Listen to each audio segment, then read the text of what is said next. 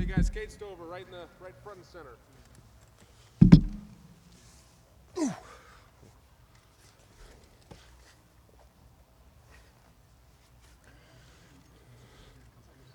All right. Cade, you were at Michigan State a couple years ago. What do you remember about that game? And obviously, it was kind of a weird game for you guys, Coach Day not being there. Yeah, it was a COVID game, so it was that whole season was weird. But I mean, that's a good ball team, good tradition up there. So I mean, we're excited to go play. Were you on the trip when they went 4 years ago? No, I was still in high school. Okay, Yeah. yeah. I'm trying to think of the years. Yeah, no. Just, going on the road for the first time this year, what does that mean to you? It's important. I mean, this is where we're going to be tested up there, and we're not going to be comfortable in our home stadium here. So we're excited to go see what we can do up there and what we're made of on the road.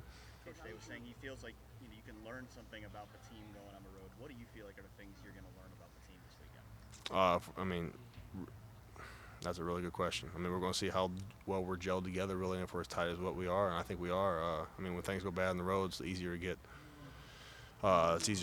bickering at each other and stuff like that. But I mean, I think we got a really great team, and I don't think that stuff's going to happen. So I mean, I think we're going to go up there. We're going to have a nice game up there. Cade, in the summer and really the offseason in general, how many times a week are you and CJ out here just throwing on air, just working on stuff? Oh, he had receivers out here 2 or 3 times a week every week. He's constantly talking. Like the Jackson thing is obvious, like the connection they have, but Right. he's even talked about making sure he's got that type of connection with everybody, receivers, even Right. you being maybe more involved than tight ends have previously here.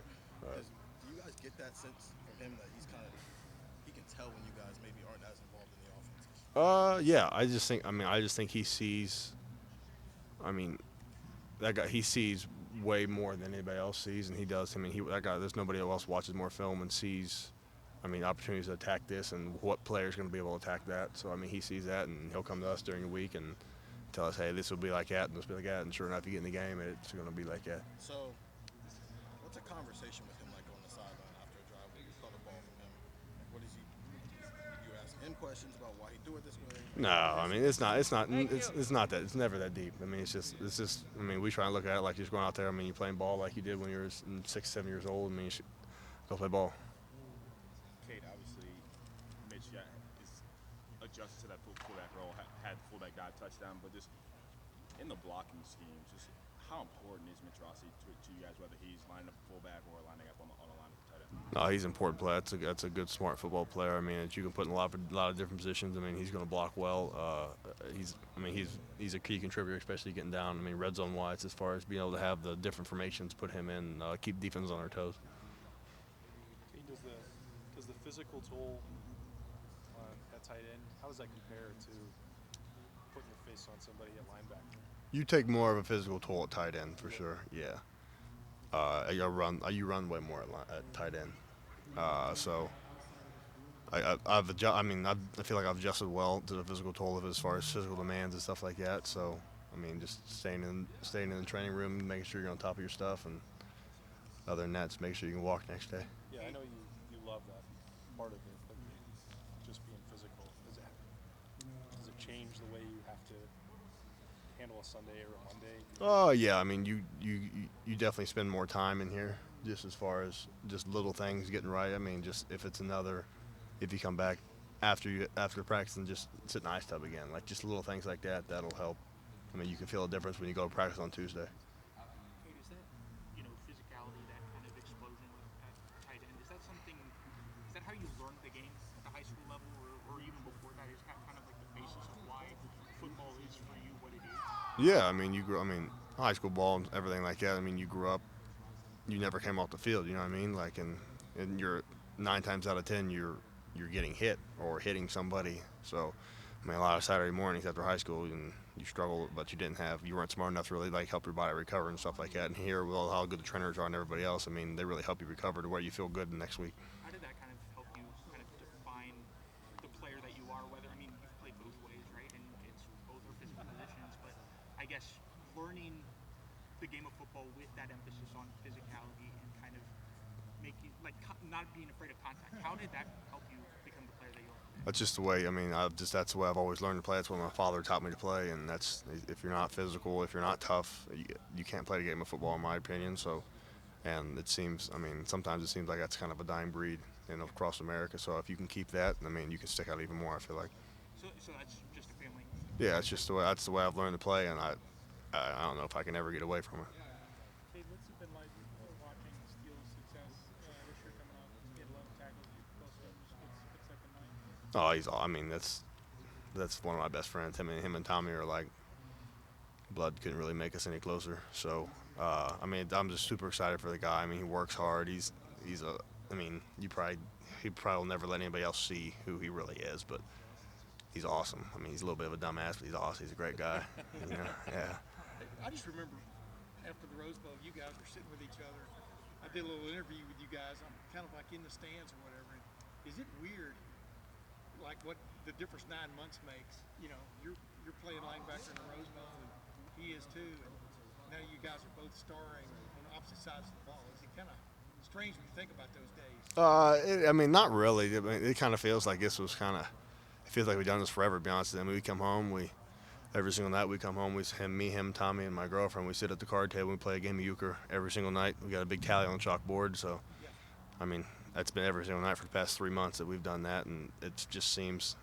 It's just fun coming home and knowing that, like, I mean, we come here and do this, but then when we go home, I mean, we're just some normal ass kids. Is Tommy ever chatty Cathy in those kind of situations? I mean, Yeah, he gets pissed when I deal myself a loner. That's really about the only time I get angry. Yeah. but he tells jokes, doesn't he? I mean, does he? Oh yeah. No. You know what he's known. He's known for like not saying much. Does he? Yeah, he's also known for picking up Trump when he only has one other Trump in his hand, but it's all right. Yeah. Yeah. Really take that to heart. Yeah.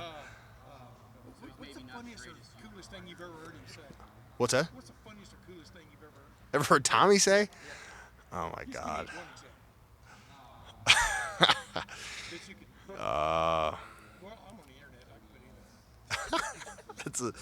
That's a good question. I've lived with Tommy my whole life, and there's been we've had some conversations. I don't know if it's the funniest thing. I mean, we used to live in dorms together, like when we were freshmen, and we used to lay there and just be like, what are we doing? Like, are we really even supposed to be here right now? I mean, we didn't. You're playing scout team. Nobody really cares about you, and we just kind of stayed close to each other, and that's. I mean, we've had some of the best conversation of my life came just laying in the dorm room at 11:30 at night talking to him. Yeah. But on the field, et cetera, in prep, he's a no-nonsense guy, right? I mean, would you describe him that way? I mean, Yeah. just like around it. Go ahead. Yeah, I mean, I would. Yeah, I mean, there's no bullshit kind of guy with him. I mean, he's straight to the point all the time, and it's nice to be around. I mean, that's how you want to be. That's who somebody you want to surround yourself with. Somebody like that, that's going to shoot you straight all the time. Do you think Tommy and I'll get to that. do you think Tommy and Steele like them those guys being close, like living together, like has any effect on their chemistry on the field? It seems like they just play well together. Yeah, I mean, they're just like I said. Like I don't think that if we lived together for our whole entire lives could make us any closer than what we really are now. And when you live with somebody, you really, especially when you live with somebody for 4 years, like you really, you know all the flaws, you know all the stuff that pisses you off about them. I mean, and then like you live like brothers practically in there. And when you play out there, I mean, that's how you care enough about each other like brothers. So Steele's a Georgia guy. Did he even know how to play? Did you have to teach him? No, we taught him. Okay. And then Yeah. you and Tommy, is Tommy any good? I taught Tommy how to play. So you're the teacher, so you're Yep. obviously the best, right? Yeah, of course. Yes. You play a lot of games around the kitchen table at home, didn't you? Oh yeah. Yeah, me and Grandpa can get after it in the euchre table. Sounds familiar to me. For you though, at tight end, you guys are running the ball extremely well right now, but you're also becoming such an integral part of this passing game. How much more pride do you take in the running game? I know that you like catching the ball, you like scoring these touchdowns, you like Right. being out there in route concepts, but how much more pride do you take as a physical guy who used to play linebacker, being able to dominate an opponent across from you? Yeah, I mean it's great. I mean it's all a snowball effect for me. I mean when you catch a pass, and then you're blocking, everything just goes better after that. If you make a nice block, you're out and you'll catch a nice pass. I mean everything's just all a snowball effect because it's just. And once you know that the mentality of, I mean what you can do, you're like, okay, I'm in it now. Like just like when you like the first hit always takes the nerves off on defense. It's just. Everything just snowballs after that, really. That's how it's always been. And once you get rolling, you just keep rolling. Can you feel when you guys are running the ball better? Oh, Can you yeah. feel when you're not running the ball very well? Not sometimes. I mean, I can feel when I'm not as stout as what I should be on a couple blocks, and you're like, damn, you know what I mean? But I mean, for the most part, I mean, it feels like we're coming off the ball right now, and we're moving well, and that's what we're going to keep trying to enhance and keep building on that. Is there a difference blocking for a guy like Travion? He's kind of one cut and go, than blocking for a guy like mine? No, I mean, you got your same rules. I mean, you know that. I mean, if there is a free backer, I mean, mine. I mean, he's probably going to handle him with the physicality part of it. But I mean, running with Trey. I mean, a lot of times Trey's outrunning that guy. So I mean, they're both super good backs that, I mean, we're just really happy to have on our team and have the opportunity to block for. Did you have a sense last weekend that you were probably going to do a little more blocking for the run rather than going out and catching? I mean, yeah. There was a lot of cover 4, a lot of cover 2 stuff. I mean, they kept the ball in front of them a lot. So I mean, they really weren't going to let us get down the field, and that's fine. I mean, we're just going to take what the defense gives us, regardless of who gets the glory and who doesn't. So I mean, we're happy just to get a win out of there. Do you have a count of, do you know if you have any pancake blocks this year? Yeah, How many? 21. Is that enough? No, close. If you were a running back, would you run like Mayan? Me? Yeah. Nah, I don't know. I'd try to run like Trey, but I'm not athletic enough to run like Trey. So yeah, I'd probably run. No, I'm just kidding. I can't run like either of those guys. You like to run guys? Yeah, no, I would attempt to run people over like mine does, but that guy's got a lot more wiggle to him than what people give him credit for. Thank you, Cade. You mentioned being really, really close with Steele. As you transitioned your positions, did you ever have talks with Steele about kind of what that transition like? Obviously, he moved running back to linebacker. No, like I said earlier, if you would really know Steele, you don't really have those kind of conversations with Steele. It's much more cerebral parts of the conversation with Steele than those ones. All right. Thanks, Cade. Yep. You still ripping if I think yeah. It's not supposed to be.